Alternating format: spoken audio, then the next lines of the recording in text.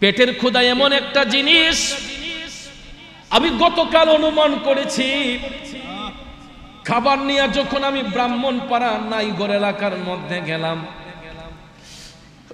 অনেক মহিলারা অনেক পুরুষরা পানি দিয়া সাঁতরায় আইসা বলতেছে আমাদেরকে খাবার দেন, খাবার দেন।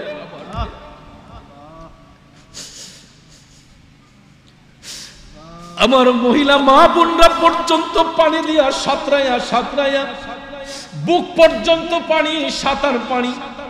আমি যখন নৌকাটা নিয়ে গেলাম, এরা কান্না করতেছে, গো ভাই আমাদেরকে খাবার দিয়া যান, খাবার দিয়া দেন। আমার ইচ্ছে হয়েছিল আমার পুরাটা সম্পদ বিক্রি করে যদি তাদেরকে দিয়ে দেই, তারপরে মনে হয় তাদের ঋণ শোধ করতে পারবো। আজকে আমার আপনার ঘরের খাবার কত মানুষে খায়, কত পশু পাখি আমার আপনার ঘরের খাবার খায়। যারা আজকে খাবারের জন্য চিৎকার করতেছে, এদের ঘরেও তো কত মানুষের খাবার ছিল, এরা কত মানুষরে খাওয়াইছে। আজকে তারা প্রকৃতির কাছে জিম্মি হয়ে গেছে। আমি তাৎক্ষণিকভাবে আকাশের পানে তাকাইলাম, হঠাৎ করে দেখি সামরিক বাহিনীরা হেলিকপ্টার দিয়ে খাবার গোলা প্যাকেটিং করে আসমান থেকে তারা, উপর থেকে তারা ফেলে দিয়েছে। বিমান আকাশে উঠতেছে, খাবার গোলা ফেলে দিচ্ছে। ওই খাবার গোলা কোরানোর জন্য আমি দেখলাম অনেক মানুষ ঝাপটাইয়া গিয়া নদীর মধ্যে হাঁপাইতেছে। এই পেটের ক্ষুধা নিবারণের জন্য মানুষ কত কান্না করতেছে। এ যুবক বন্ধুরা, যদি মনুষ্যত্ব থাকে, এবিলিটি থাকে, ওই অসহায় মানুষদের পাশে চলে যাবেন।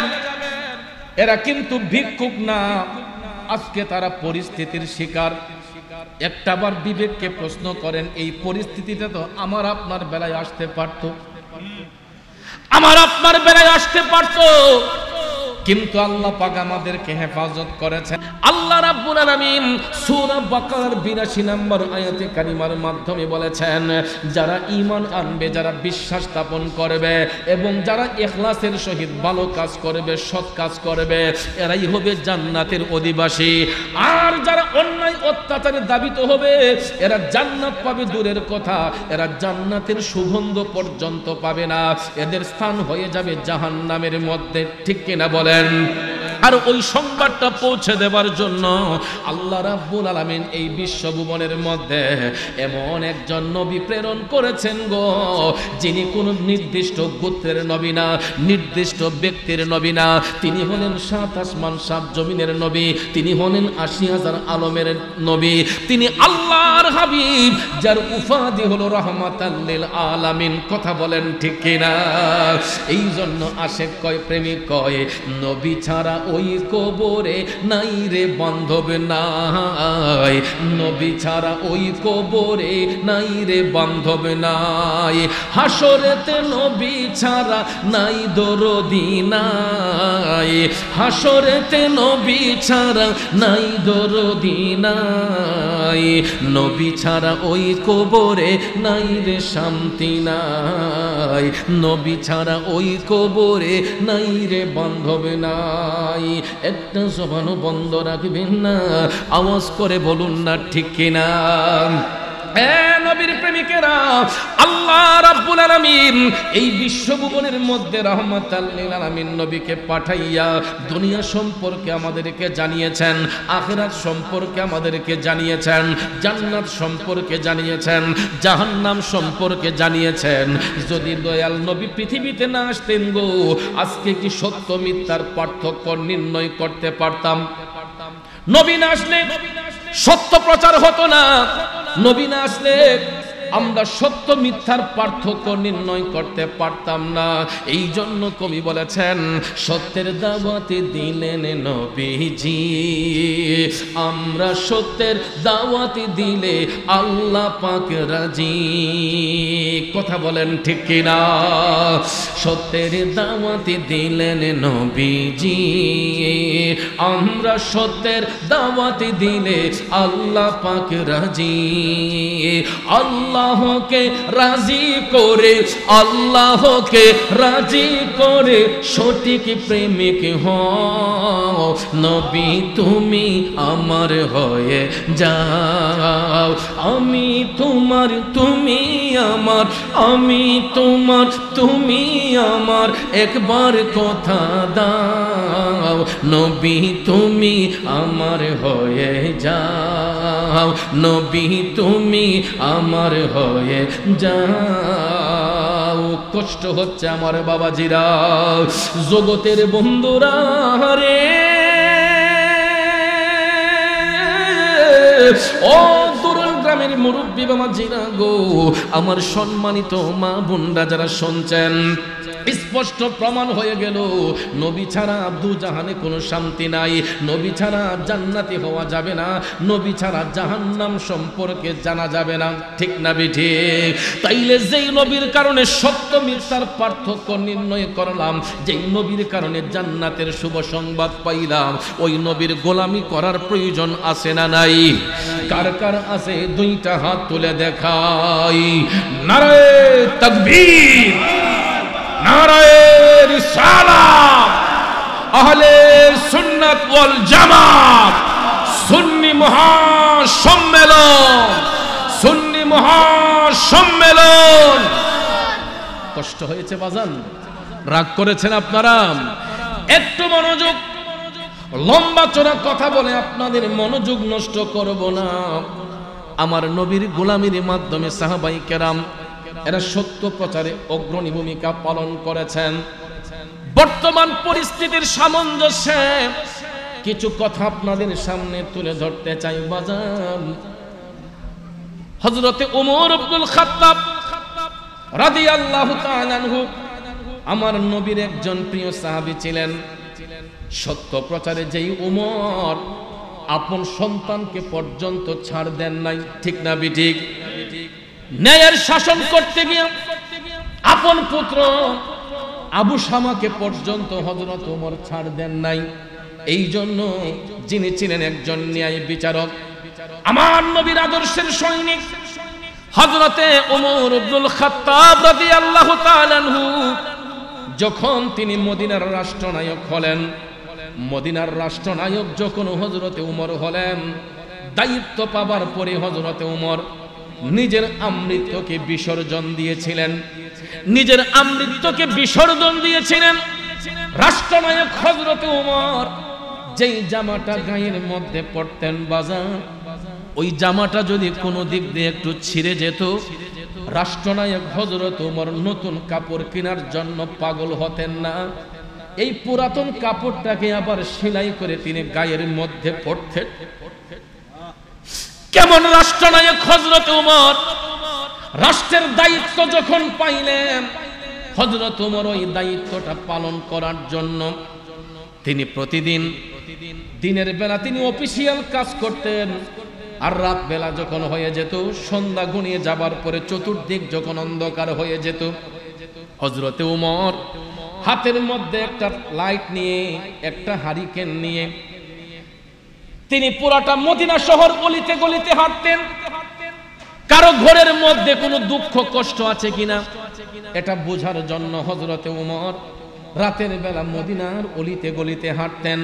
কারো ঘরে কোনো দুঃখ কষ্ট আছে কিনা, গরিব দুঃখী মেহনতি মানুষের কষ্ট বোঝার জন্য হযরতে ওমর তিনি রাতের বেলা মক্কা মদিনার অলিতে গলিতে হাঁটতেন।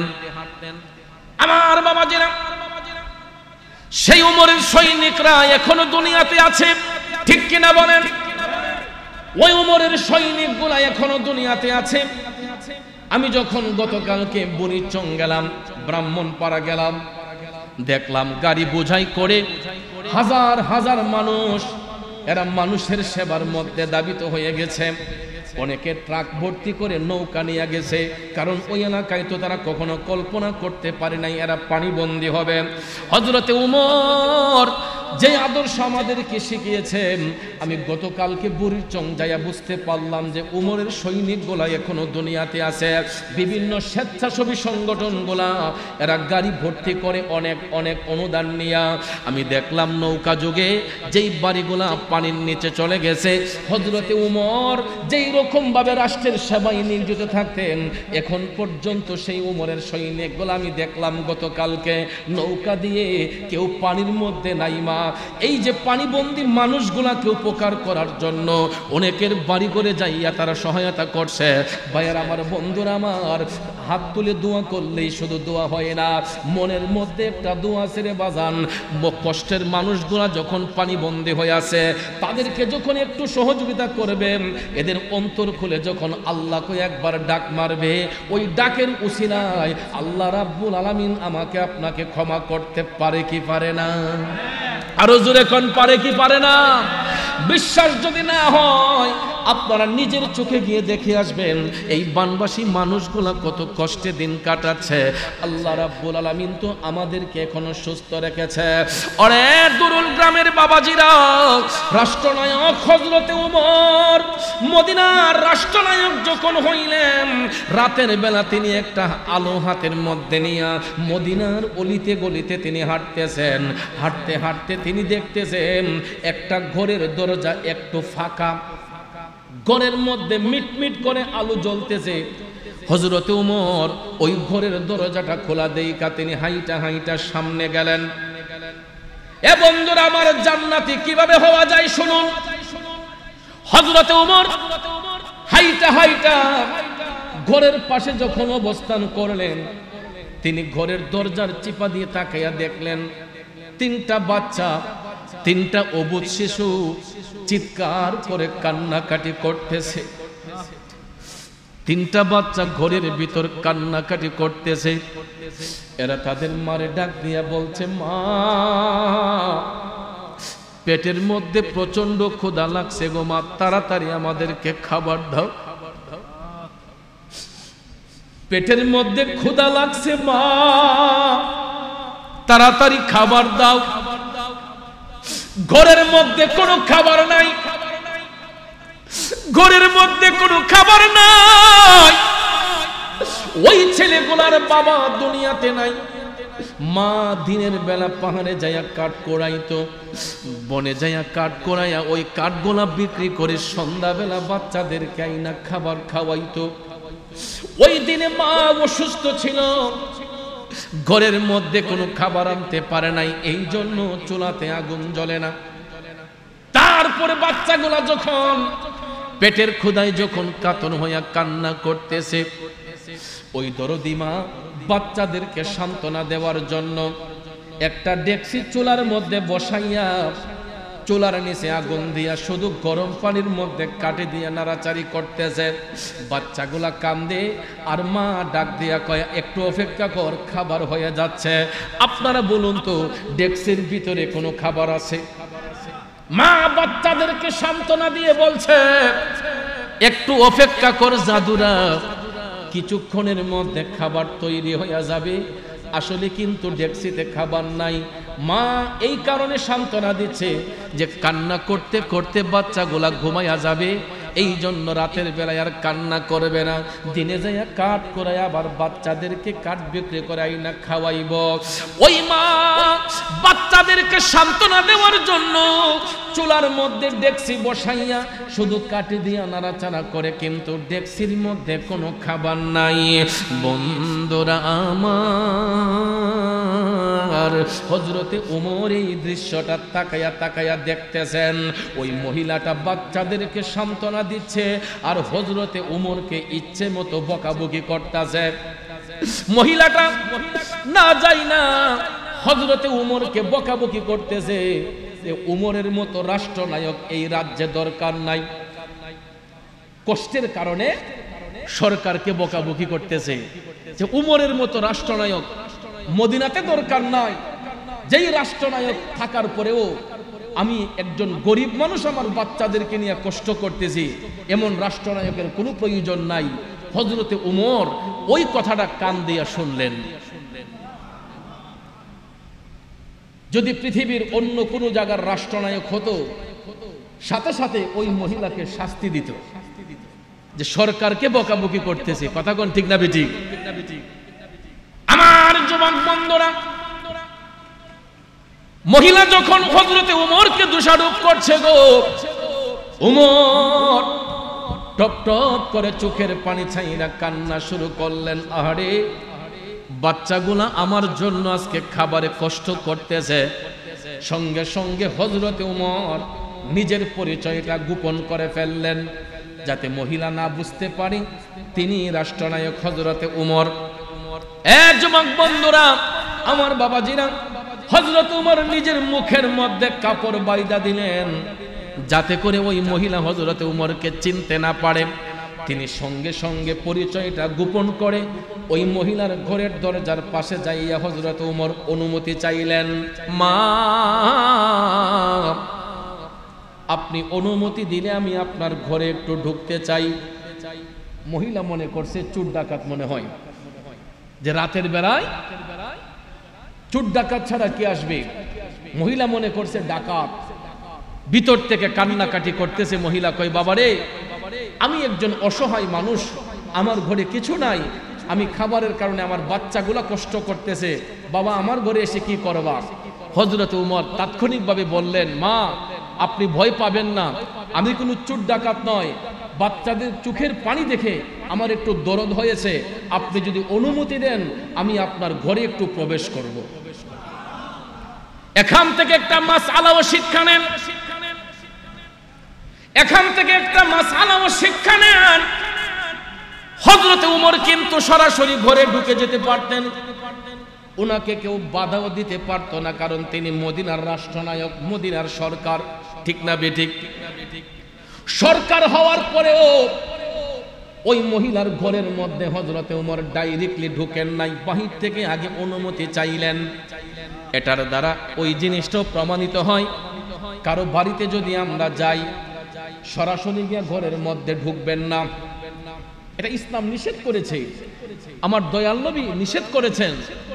আপনি ঘরের কর্তা, অভিভাবক, অভিভাবক হওয়ার পরেও আপনি বাহির থেকে যখন ভিতরে যাবেন, ভিতরের মানুষদেরকে আগে অ্যালার্ট করতে হবে। এই জন্য ইসলাম বলেছে, আপনি যখন কারো বাড়ির পাশ দিয়ে যাবেন বা কারো বাড়িতে বেড়াতে যাবেন, আগে বাড়ির বাহির থেকে সালাম বিনিময় করেন। কি বিনিময় করেন? আগে সালাম বিনিময় করেন। যদি ভিতর থেকে উত্তর না আসে, আপনি 3 বার গলা কাশি দেন। এটা কেন?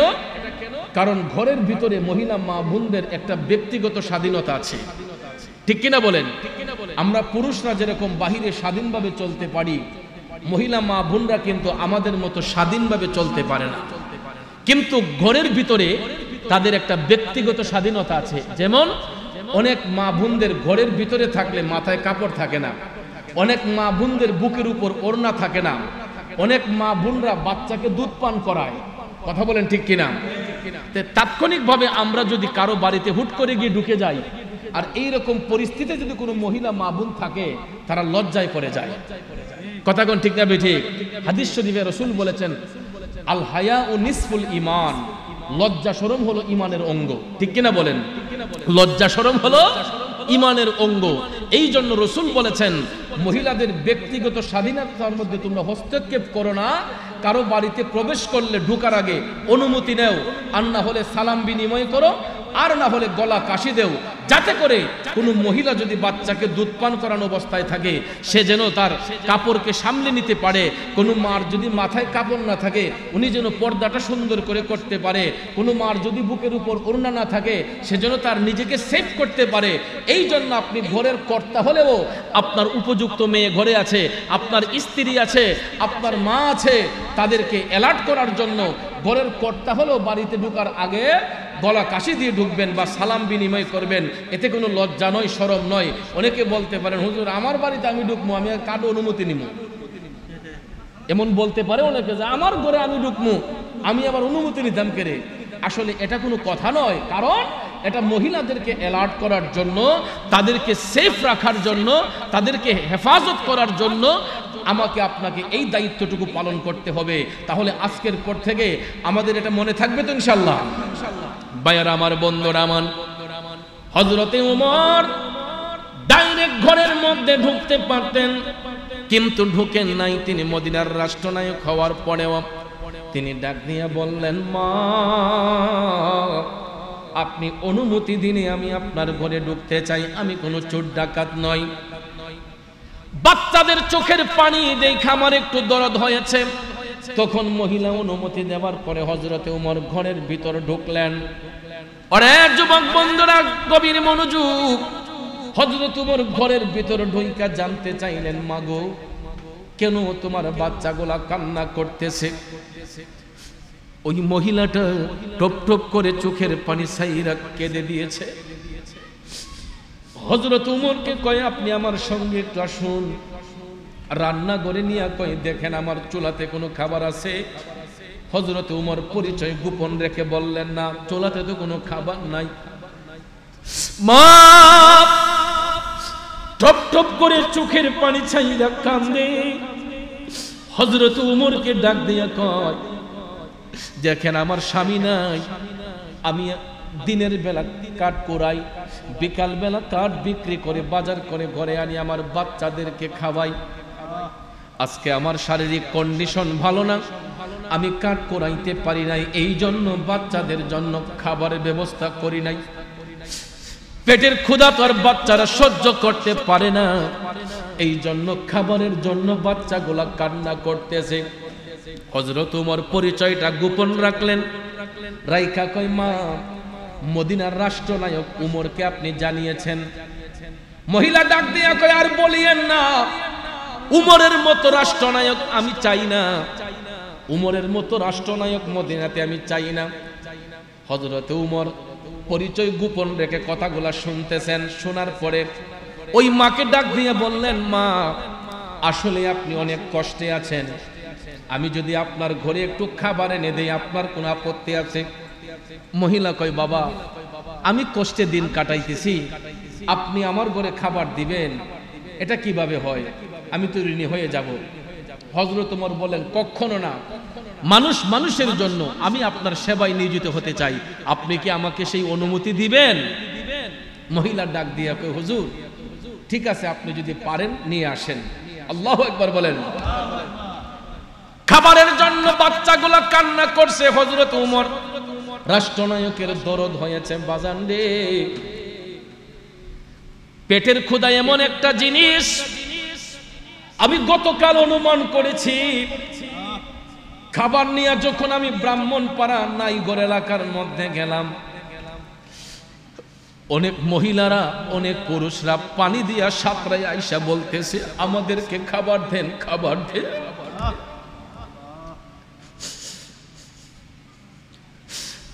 আমার মহিলা মা বোনরা পর্যন্ত পানি দিয়া সাঁতরাইয়া সাঁতরাইয়া বুক পর্যন্ত পানি, সাঁতার পানি। আমি যখন নৌকাটা নিয়ে গেলাম, এরা কান্না করতেছে, গো ভাই আমাদেরকে খাবার দিয়া যান, খাবার দিয়া দেন। আমার ইচ্ছে হয়েছিল আমার পুরাটা সম্পদ বিক্রি করে যদি তাদেরকে দিয়ে দেই, তারপরে মনে হয় তাদের ঋণ শোধ করতে পারবো।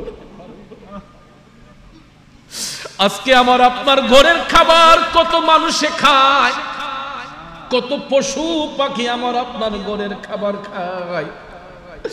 যারা আজকে খাবারের জন্য চিৎকার করতেছে, এদের ঘরেও তো কত মানুষের খাবার ছিল, এরা কত মানুষরে খাওয়াইছে। আজকে তারা প্রকৃতির কাছে জিম্মি হয়ে গেছে। আমি তাৎক্ষণিকভাবে আকাশের পানে তাকাইলাম, হঠাৎ করে দেখি সামরিক বাহিনীরা হেলিকপ্টার দিয়ে খাবারগুলা প্যাকেটিং করে আসমান থেকে তারা, উপর থেকে তারা ফেলে দিয়েছে।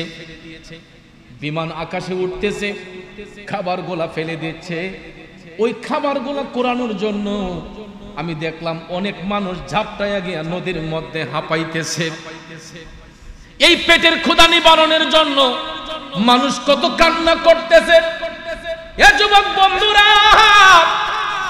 যদি মনুষ্যত্ব থাকে, এবিলিটি থাকে, ওই অসহায় মানুষদের পাশে চলে যাবেন।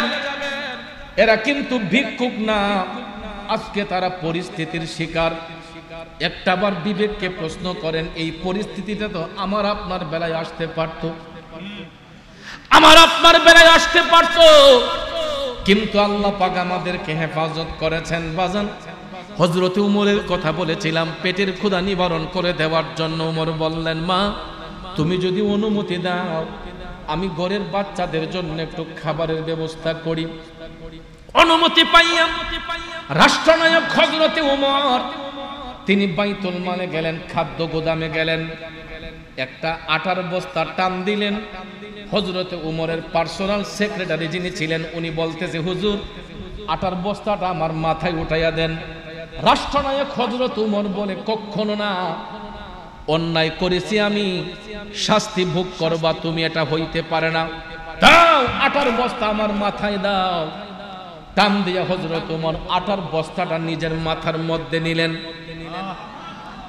এ বন্ধু চিন্তা করেন, তিনি মদিনার সরকার, হযরত উমর মদিনার সরকার, আটার বস্তাটা সেক্রেটারির মাথায় দেন নাই, নিজের মাথার মধ্যে আটার বস্তা বহন কইরা হযরতে উমর তিনি আটার বস্তা নিজের মাথার মধ্যে বহন কইরা হাইটা হাইটা আবার মহিলার বাড়িতে আসলেন। বাহির থেকে ডাক দিলেন, মাগো আমি আগে যে এসেছিলাম, আপনি অনুমতি দিলে ঘরে কি একটু ঢুকতে পারি? মা ডাক দিয়া কয়, ঠিক আছে আসেন। তখন সঙ্গে সঙ্গে হযরত উমর ঘরের মধ্যে যাইয়া আটার বস্তাটা মাথা থেকে নামাইলেন। যুবক বন্ধুরা, আমার বাবাজিরা, মানব সেবা কারে কয়, সমাজ সেবক কারে কয়, সরকার কারে বলে এবার বুঝেন। হযরতে উমর আমার দয়াল নবীর আদর্শে আদর্শিত সৈনিক। উমর আটার বস্তাটা মাথা থেকে নামাইয়া ডাক দিয়া কয়, মা আপনি অনুমতি দিলে আমি কি রান্নার ঘরে একটু যেতে পারি? মহিলা কয়, রান্নার ঘরে আপনি কি করবেন? হযরত উমর কয়, আমার একটু দায়িত্ব আছে, আপনি কি আমাকে অনুমতি দিবেন? কয়, ঠিক আছে হুজুর, আমার পুরাটা ঘর আপনার জন্য উন্মুক্ত। তখন অনুমতি পাইয়া হযরত উমর আটার বস্তাটা নিয়ে রান্নার ঘরে যাইয়া বস্তার মুখটা খুইলা এই গরম পানি যে বসানো ছিল ডেক্সির মধ্যে, হযরত উমর ওই ডেক্সির মধ্যে আটা ঢাইলা দিলেন। মদিনার রাষ্ট্রনায়ক রান্নার ঘরে যাইয়া বস্তা থেকে আটা খুইলা আটাগুলা ডেক্সির মধ্যে দিয়া নিজে এটারে গোলাই করলেন। ভালো করে মিক্সিং করিয়া হযরতে উমর ওই মহিলার রান্নাঘরে বৈশা নিজের হাতে রুটি বানাইলেন। কেমন রাষ্ট্রনায়ক, নিজের হাতে আটা গোলাই করে নিজের হাতে হযরতে উমর রুটি বানাইলেন। আল্লাহু আকবার বলেন। কষ্ট হইতেছে আপনাদের? একটু দুরূদ শরীফ পড়েন। আল্লাহুম্মা সাল্লি আলা সাইয়্যিদিনা মুহাম্মাদিন নাবিয়ানা শাফিয়ানা মাওলানা মুহাম্মাদিন নাবিয়ানা। মাশাআল্লাহ, মোহব্বতে মোহাম্মদ আল্লাহ তুমি দয়া করো, নসিব করো মদিনা। নূর নবীকে না দেখাইয়া কবর দেশে নিও না। আল্লাহুম্মা সাল্লি আলা সাইয়্যিদিনা মুহাম্মাদিন নাবিয়ানা। মাশাআল্লাহ, মাওলানা মুহাম্মাদিন নাবিয়ানা মাওলানা।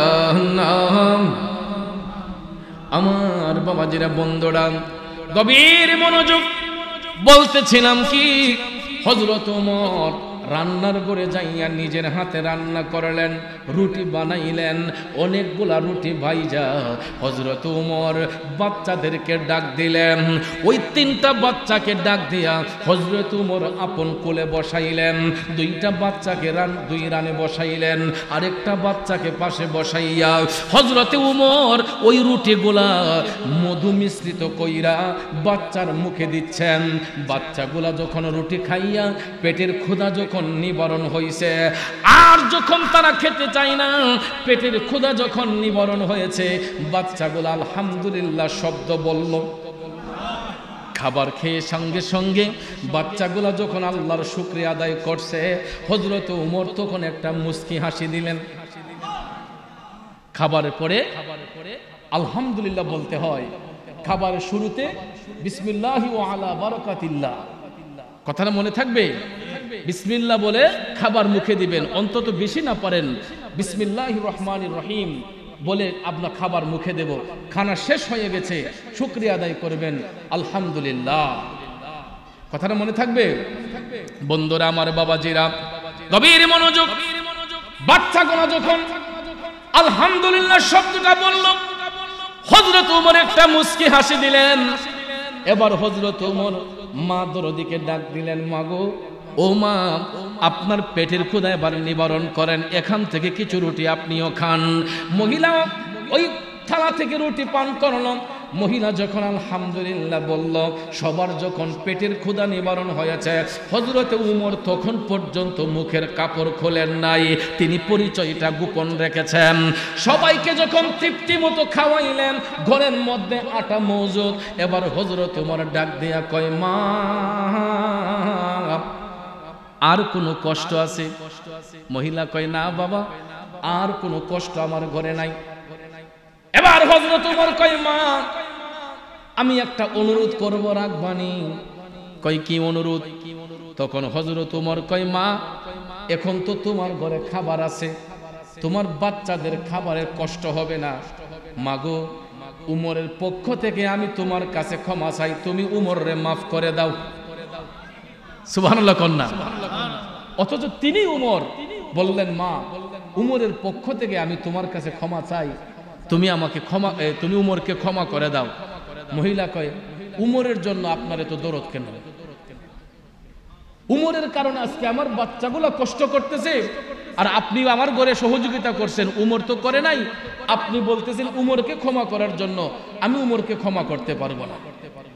তখন তিনি পরিচয় গোপন রেখে বলতেছেন, মাগো, একজন রাষ্ট্রনায়ক রাষ্ট্র পরিচালনা করতে গিয়ে তার কিছু ভুল ত্রুটি থাকতেই পারে। এখন যেহেতু তিনি অ্যালার্ট হয়েছেন, আর খাবারের অসুবিধা হবে না, তখন মহিলা বলতেছে, আমি এক শর্তে উমরকে ক্ষমা করতে পারি। কয় শর্তে? মহিলা কয়, এক শর্তে উমরকে ক্ষমা করতে পারি। সেটা কি? মহিলা ডাক দিয়া কয়, আপনার মতো ব্যক্তি যদি এই এলাকার রাষ্ট্রনায়ক হয়, তাহলে আমি উমরকে মাফ করে দেব। আপনার মতো একজন মহান ব্যক্তি যদি মদিনার রাষ্ট্রনায়ক হয়, তাইলে আমি উমরকে ক্ষমা করে দেব। মহিলা যখন ওই কথা বলছে গো, হযরত ওমর মুখের কাপড়টা সরাইয়া একটা দরদি কণ্ঠে ডাক দিয়া কয়, মা, ও দরদি মা, একটু তাকাও না এদিকে। মহিলাটা যখন ফিরাইয়া তাকাইছে, তাকাইয়া যখন দেখছে তিনি হযরতে ওমর, মহিলার কি আর কোনো হুঁশ আছে? মহিলা কাঁপতে কাঁপতে শুরু করছে, সাইদ আলিস রে, কার সামনে তখন মার্কেটিং করছিলাম? মহিলা তো এখন ডরে একদম ভয়ে কাতর। হযরত ওমর ডাক দিয়ে বললেন, সাবধান, মা, তুমি কাঁপতেছো কেন? তোমার তো কোনো দোষ নাই, দোষ করেছি আমি। তোমার কাছে আমি ক্ষমা চাইব, তুমি আমার কাছে ক্ষমা চাইবা কেন? মাগো, আমি জানতাম না তোমার ঘরে যে খাবারের অভাব। আমি উমর, তুমি ঠিকই বলেছ মা, আজকের পর থেকে আর কোনোদিন তোমার ঘরে খাবারের কোনো কমতি হবে না, তোমার বাচ্চাগুলা কষ্ট করবে না। সঙ্গে সঙ্গে মহিলা ডাক দিয়ে কই হুজুর আমার ভুল হয়েছে, আমারে ক্ষমা করে দেন হুজুর, আমি বুঝতে পারি নাই। হযরত ওমর কয় না গো মানা, তোমার কোনো ভুল নাই, ভুল করেছি আমি, এই সাজা ভোগ করতেছি আমি। আজকের পর থেকে আর কোনোদিন তোমার ঘরে খাবারের কোনো কমতি হবে না। এটাই হলো রাষ্ট্রনায়কের দায়িত্ব, ঠিক কিনা বলেন? এই জন্য ভাইয়ার আমার, আমরা তো এই দেশের নাগরিক, আমরা তো সরকারের কাছে ধন দৌলত চাই না, ঠিক না বেঠিক? আমরা চাই এলাকার গরিব দুঃখী মানুষগুলা যেন, খেটে খাওয়া মানুষগুলা যেন আরাম আয়েশে থাকতে পারে, তারা যেন একটা সুবিধা পায়, সুবিধা থেকে যেন বঞ্চিত না হয়। এটাই হলো রাষ্ট্রের কাছে জনগণের চাওয়া, কথা কোন ঠিক কিনা? আমরা তো বেশি কিছু চাই না। তাহলে রাষ্ট্রের প্রতি যদি রাষ্ট্রের যেই বরাদ্দ আসে, ওই বরাদ্দগুলো যদি সঠিকভাবে রাষ্ট্রের মধ্যে বন্টন করা হয়। কে বলেছে বাংলাদেশ গরিব? এই বাংলাদেশ গরিব নয়। আপনারা গিয়ে দেখেন কুমিল্লা ব্রাহ্মণপাড়াতে যে বানবাসীদের পাশে বাংলাদেশের যে স্বেচ্ছাসেবী সংগঠন এবং যেই সমস্ত বিশিষ্ট ব্যক্তিবর্গ যারা এবিলিটি আছে, গিয়ে দেখেন শত শত গাড়ি ট্রাক ভর্তি করে তারা মানুষের সেবায় নিয়োজিত হয়েছে। এরকম যদি প্রত্যেকটা এলাকার প্রত্যেকটা সমাজসেবক যদি এরকম হয়ে যেত, সমাজের উন্নয়নে অগ্রণী ভূমিকা পালন করত, সুদ ঘুষের ব্যবসা না করে, জুলুম নির্যাতন না করে যদি সমাজের সেবায় নিয়োজিত থাকতো, তাহলেই আমাদের সমাজটা সুন্দর থাকতো, কথা কোন ঠিক না বেঠিক? এই দেশে দুর্ভিক্ষ আসতো না, এই দেশের মানুষ অশান্তিতে থাকতো না, প্রত্যেকটা মানুষের ঘরে শান্তি ফিরে আসতো। তাহলে বলুন, আমরা সত্যের পথে থাকতে চাই কি চাই না? আরেকটু জোরে বলেন, চাই কি চাই না? কারা কারা চাই দুইটা হাত তুলে দেখাই। নারায়ে তাকবীর, নারায়ে রিসালাত, আহলে সুন্নাত ওয়াল জামাত, সুন্নি মহাসম্মেলন। ভাইয়ের আমার, কমিটি থেকে আমাকে আবদার করা হয়েছিল একটু জিকির করার জন্য। তো জিকির তো একটা উত্তম ইবাদত, কথা কোন ঠিক কিনা? কিন্তু বর্তমান সময়ে আমার জিকির করতে ভয় লাগে। কারণ আমরা জিকির করি আল্লাহর মহব্বতে, নবীর মহব্বতে, আল্লাহকে পাবার জন্য, রসুলকে পাবার জন্য আমরা জিকির করি। কিন্তু দেখা যায় আমাদের জিকিরকে কেটে এইগুলার ভিতরে ডিজে গান ঢুকাইয়া দেয়। আমাদের জিকিরের ভিতরে দেখা যায় অনেক বাজে বাজে গান ঢুকাইয়া দেয়। এগুলা বড় লজ্জা লাগে, বড় কষ্ট লাগে। মুসলিম সমাজে বসবাস করে যেই দেশে 95% মুসলমান বাস করে, এই 95% মুসলমানের দেশে যদি এই রকম কাজ কোনো মুসলমানে করে, জিকিরকে নিয়ে ক্রিটিসাইজ করে, আপনারা বলুন এটা কি আল্লাহর আদালত থেকে কখনো মুক্তি পাবে? আল্লাহর আদালত থেকে কখনো ছাড় পাবে না যারা জিকিরকে নিয়ে এনকার করে। কারণ আমরা জিকির করি আল্লাহকে রাজি খুশি করার জন্য, কথা বলেন ঠিক না বেঠিক? তাহলে ভাইয়ার আমার, জিকির করলে তো আত্মা শুদ্ধ হয়। লৌহের মধ্যে জং ধরলে যেরকম হাতুড়ি দিয়ে বাড়ি দিলে লৌহের জং দূর হয়, কালবের মধ্যে যখন গুনাহ করতে করতে ময়লা জমে যায়, আর ওই কালবের ময়লাটা পরিষ্কার করার জন্য বান্দা যখন আল্লাহ আল্লাহ জিকির করে যখন কালবের মধ্যে আঘাত করবে, ঠিক এই রকম ভাবে হাতুড়ি দিয়ে লৌহতে বাড়ি দিলে যেরকম জং দূর হয়ে যায়, আল্লাহ আল্লাহ শব্দ বলে কালবে আঘাত করলে কালবের ময়লা দূর হয়ে যায়। তাহলে এই জিকিরকে নিয়ে আল্লাহ রাস্তে কোনো মুসলমান সমাজে কোনো মুসলিম ভাই এনকার করবেন না। জোর হাত করে বলবো, আল্লাহর জিকির 3 অবস্থায় করা যায়, শুয়ে, বসে এবং দাঁড়ায়া। 3 অবস্থায় আল্লাহর জিকির করা যায়, কিন্তু দাঁড়ায়া জিকির করার মধ্যে শর্ত আছে। দাঁড়ায়া জিকির সবার জন্য শর্ত নয়। জিকির করতে করতে যার মধ্যে হাল আসে, ভাবিক ব্যক্তি যারা হয়, যারা দুনিয়ার সেন্স চেতনা তাদের মধ্যে থাকে না, ওই সমস্ত ভাবিক ব্যক্তিরা এশকের তাড়না যদি দাঁড়ায়া যায়, কখনো তাদের হালকে নষ্ট করবেন না, হাসি ঠাট্টা মস্করা করবেন না, বরঞ্চ তাদেরকে তাদের হালে জিকির করতে দেন। এদেরকে নিয়ে কেউ তামাশা করবেন না, মস্কারি করবেন না। কিন্তু দেখা যায় এই সমস্ত কিছু কিছু ভাই যখন এশকের সহিত জিকির করে, ক্যামেরাটা ঘুরাইয়া তার দিকে ধইরা আবার আমাদের দিকে ধরে ধইরা এই যে 1.5 ঘন্টা আলোচনা করলাম, এই দিকে কোনো খবর নাই, 1 ঘন্টা আলোচনা করলাম, এইগুলা দেয় না। 1 মিনিট 2 মিনিটের এই জিকির একটু দাঁড়াইয়া জিকির করছে, এটাকে কাট কইরা ডিজে গান ঢুকাইয়া কয় দেখো বন্ডরা কিতা করে। 1.5 মিনিটের জিকিরকে ভাইরাল করে আমাদেরকে ভণ্ড বলে। আজকে দেখেন যাদেরকে ভণ্ড বলতেছেন, যাদেরকে আপনারা ভণ্ড বলতেছেন, সবার আগে এই ভণ্ডরাই আপনার মানুষের সেবার মধ্যে দাবিত। যাদেরকে সমাজের মানুষ কিছু কিছু কুচক্রি মহল ভণ্ড বলে, তারা কিন্তু মানুষের সেবায় যায় নাই। আমি দেখেছি, আমরা গিয়েছি স্থান সামগ্রী নিয়ে, এখানে ট্রল করতেছি, আমরা বলে এখানে তামাশা করতে গেছি। আরে ভাই আমরা না হয় তামাশা করতে গেছি, তুমি তো সেখানে তামাশা করতে যাও নাই, তুমি ফেসবুকের মধ্যে বাজে বাজে কমেন্ট দিয়ে আরো মানুষের মনকে নষ্ট করো। আমরা কিছু ত্রাণ সামগ্রী নিয়ে আমার বন্ধু আল্লামা পীর মুফতি গিয়াসউদ্দিন তাহিরি সাহেব, আপনারা দেখেছেন এই ভদ্রলোক যেই দিন বন্যা প্লাবিত হয়েছে, যেই দিন আখাউড়াতে বন্যার পানি বাঁধ ছুটে যখন পানি আসতেছে, তিনি তাৎক্ষণিকভাবে বৃষ্টিতে ভিজে গিয়ে, আপনারা লক্ষ্য করেছেন আমার বন্ধু সেই স্রোতের মধ্যে বানবাসী মানুষের পাশে গিয়ে দাঁড়িয়েছেন।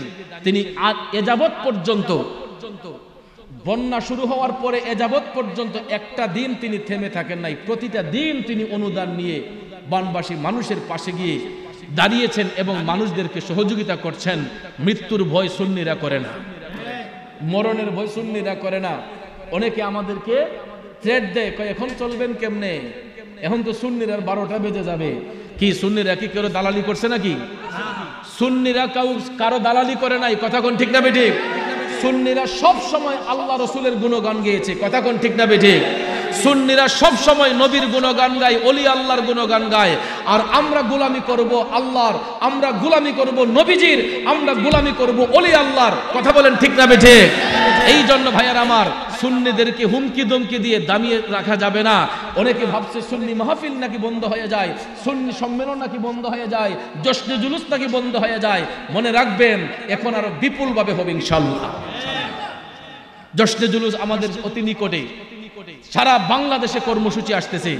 দেখবেন আপনারা 16ই সেপ্টেম্বরে বাংলার অলিতে গলিতে রাজপথে জশ্নে জুলুস কিভাবে পালন করে সুন্নিরা, দেখবেন ইনশাআল্লাহ ময়দানে। কারণ সব সুন্নি দরবার, সুন্নি জামাতের সব আলেম ওলামা ঐক্যবদ্ধ হয়ে গেছে ইনশাআল্লাহ। যদিও কারো মধ্যে কিছু মতভেদ রয়েছিল, সব কিছু ভুলে গিয়ে সারা বাংলাদেশের সুশীল সুন্নি জামাত এখন ঐক্যবদ্ধ,